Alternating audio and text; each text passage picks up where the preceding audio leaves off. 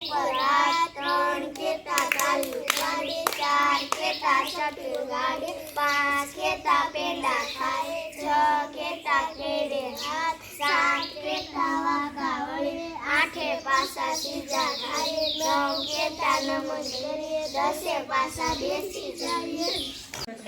કરો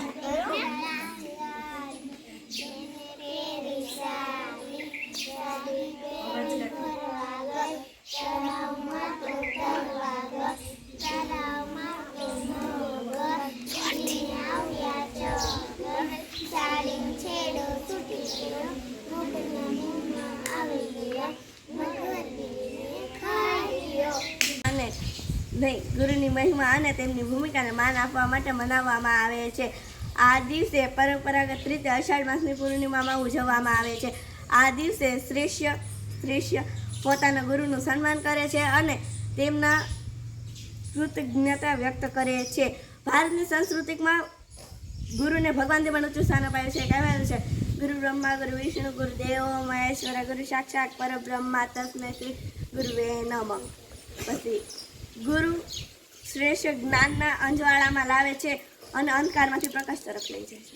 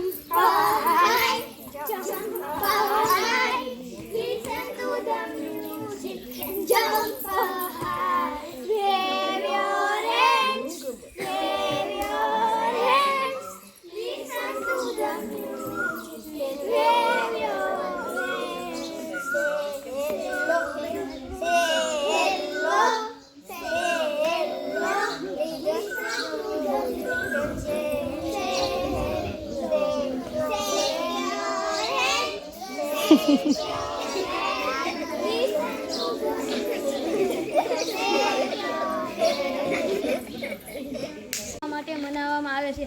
આ દિવસે પરંપરાગત રીતે અષાઢ માસની પૂર્ણિમાને ઉજવવામાં આવે છે.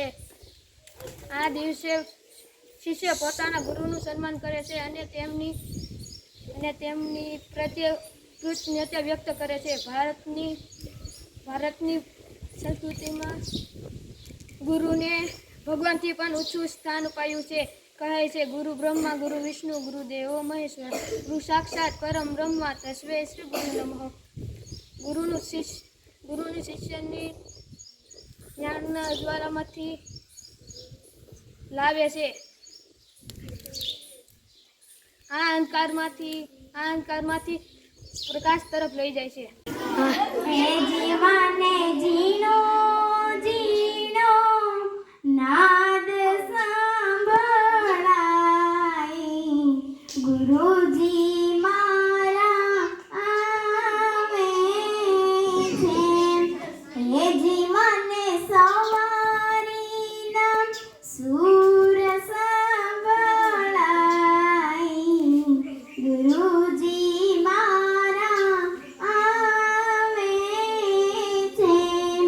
હે જીવાને જીનો જીનો નાદ સાંભળાય, ગુરુજી મારા આવે છે. નયન તેની રાખતા વાલો લાગે દૂર, ઓમ સોમ નાસી પીએ એનું ગોતી લે જનુમ. હે જીવાને ઝીણી ઝીણી ઝાલારા સાંભળાય, ગુરુજી મારા આવે છે. હે જીવાને ઝીણો ઝીણો નાદ સાંભળાય, ગુરુજી મારા આવે છે. પ્રથમ ગુરુજીને છે નહીં, તહેવાર છે. ગુરુની મહિમા અને તેમની ભૂમિકાને માન આપવા માટે મનાવવામાં આવે છે. આ દિવસે પરંપરાગત રીતે અષાઢ માસની પૂર્ણિમાને દિવસે ઉજવવામાં આવે છે. આ દિવસે શિષ્ય પોતાના ગુરુનું સન્માન કરે છે અને કૃતજ્ઞતા વ્યક્ત કરે છે.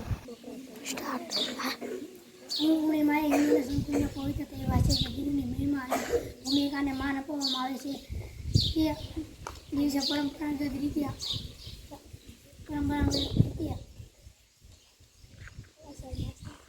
અષાઢી માસની રીતે ઉજવવામાં આવે છે. એ દિવસે શિષ્ય પોતાનું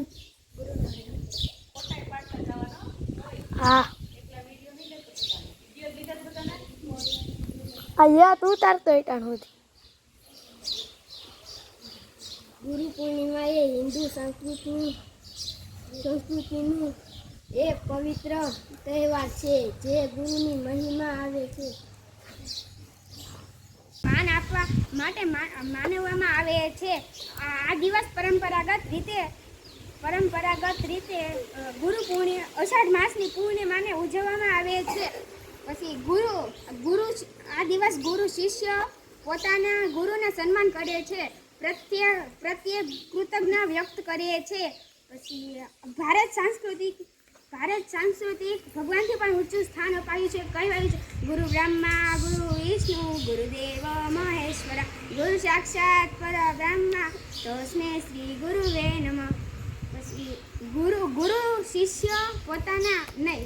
ગુરુ શિષ્ય અંજવાળામાં લાવે છે. ગુરુ અંધકારમાંથી પ્રકાશ તરફ લાવે છે.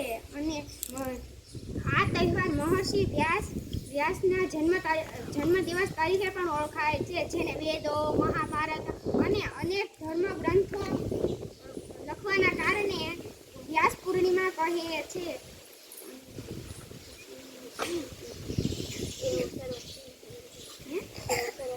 તેઓ સર્વશ્રેષ્ઠ ગુરુ માનવામાં આવે છે. અને ગુરુ પૂર્ણિમા અને તેને સમૃદ્ધિમાં ઉજવવામાં આવે છે. અને તેમની ભૂમિકાને માન આપવા માટે બનાવવામાં આવે છે.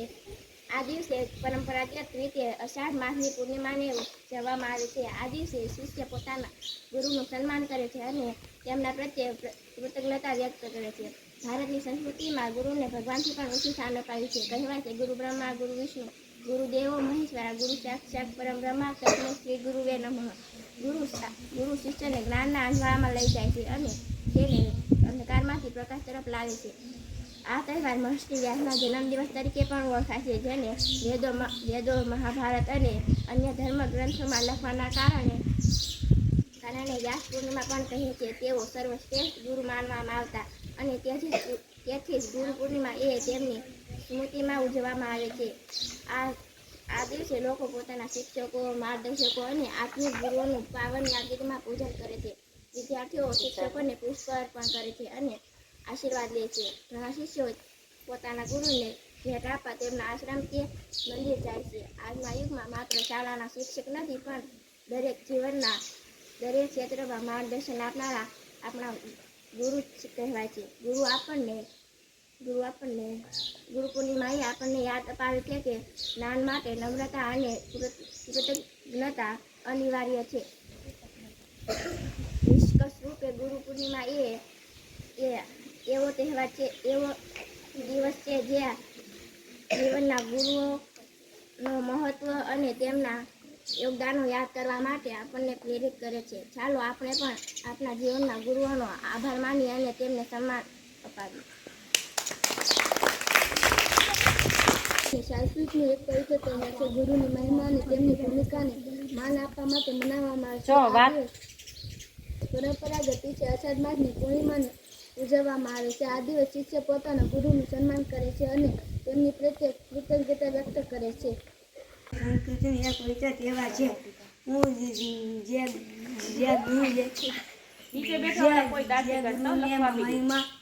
મહિમા અને તેમની ભૂમિકાને માન આપવા માટે મનાવવામાં આવે છે.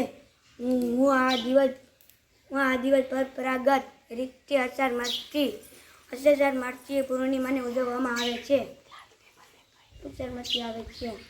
અને તે પોતાના ગુરુને સન્માન કરે છે, જેમને કૃત્ય વ્યક્ત કરે છે. ભારતની સંસ્કૃતિ ગુરુને ભગવાનથી પણ બ્રહ્મા ગુરુ તસ્મૈ ગુરુવે નમઃ હું કઈ અંજવાળામાંથી લઈ જાય છે અને અંધકારમાંથી પ્રકાશ તરફ લઈ જાય છે. ગુરુ પૂર્ણિમા એક હિન્દુ સંસ્કૃતિક પ્રત્યેક તહેવાર છે જે ગુરુની મહિમા અને ભૂમિકાને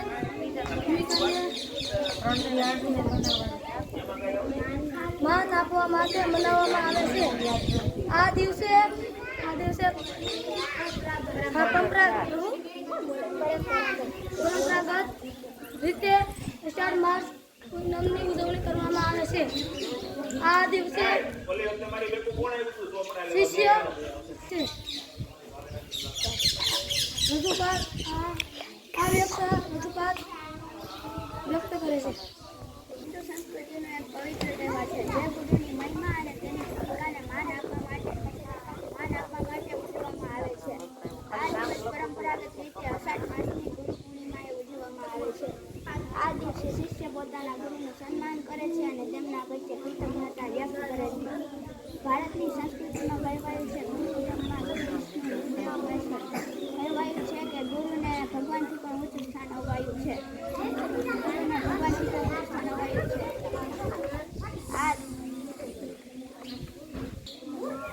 હિન્દુ સાંસ્કૃતિકનો એક પવિત્ર તહેવાર છે જે ગુરુની મહિમા અને તેમની ભૂમિકાને માન આપવા માટે બનાવવામાં આવે છે. આ દિવસે પરંપરાગત અષાઢ માસની પૂર્ણિમાના દિવસે ઉજવવામાં આવે છે. આ દિવસ શિષ્ય પોતાના ગુરુનું સન્માન કરે છે અને તેમના પ્રત્યે કૃતજ્ઞતા વ્યક્ત કરે છે. ભારતની સંસ્કૃતિમાં ગુરુને ભગવાનથી પણ ઊંચું સ્થાન અપાયું છે. કહેવાયું છે ગુરુ બ્રહ્મા ગુરુ વિષ્ણુ ગુરુ દેવો મહેશ્વર ગુરુ સાક્ષાત પરબ્રહ્મા તસ્મૈ શ્રી ગુરુવે નમઃ. ગુરુ શિષ્યને જ્ઞાનના અંજવાળામાં લાવે છે, અંધકારમાંથી પ્રકાશ તરફ લઈ જાય છે. આ તહેવાર મહર્ષિ વ્યાસના જન્મદિવસથી પણ ઓળખાય છે, જે વેદો મહાભારતો અને અનેક ધર્મગ્રંથ લખવાના કારણે વ્યાસ પૂર્ણિમા પણ કહે છે. તેઓ સર્વશ્રેષ્ઠ ગુરુ માનવામાં આવે છે, તેથી જ ગુરુ પૂર્ણિમાએ તેમની સ્મૃતિમાં ઉજવવામાં આવે છે. આ દિવસે લોકો પોતાના શિક્ષકો, માર્ગદર્શકો અને અનેક સ્મૃતિમાં ગુરુનું પાવન યાદગીરીમાં પૂજન કરે છે. પાવન યાદગીરીમાં ગુરુને ભેટ આપવા માટે આશ્રમ કે મંદિર જાય છે. આ યુગમાં માત્ર શિક્ષક શાળાના જ નથી હોતા, પણ તસ્મે જીવનમાં ક્ષેત્રે માર્ગદર્શન આપનાર વ્યક્તિ ગુરુ જ કહેવાય છે. ગુરુ પૂર્ણિમાએ આપણને યાદ અપાવે છે કે જ્ઞાનના નમ્રતાઓની કૃતજ્ઞતા અનિવાર્ય છે. નિષ્કર્ષ રૂપે ગુરુ પૂર્ણિમા એક એવો દિવસ છે જે જીવનમાં ગુરુનું મહત્વ અને યોગદાનને યાદગીરી માટે પ્રેરિત કરે છે. તો ચાલો આપણે પણ આપણા જીવનના ગુરુને આભાર માનીએ અને તેમના સન્માન કરાવીએ. ગુરુ પૂર્ણિમા હિન્દુ સાંસ્કૃતિક